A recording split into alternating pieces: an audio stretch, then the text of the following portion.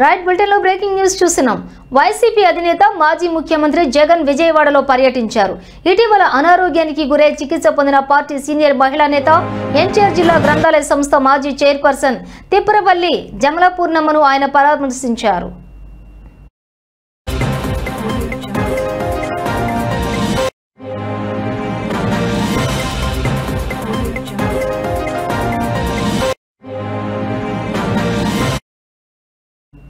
ఇక నగరంలోని కాదారేశ్వర స్వామి పేటలో ఉన్నటువంటి జమలాపూర్ణమ్మ నివాసానికి వెళ్లిన జగన్ ఆమె ఆరోగ్య పరిస్థితిని అడిగి తెలుసుకున్నారు.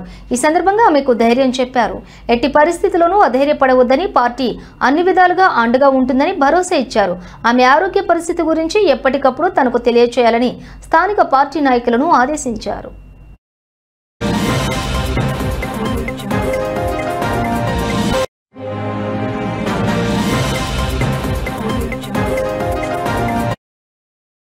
అయితే మాజీ ముఖ్యమంత్రి జగన్ పర్యటన నేపథ్యంలో ఆ ప్రాంతంలో సందడి వాతావరణం నెలకొంది.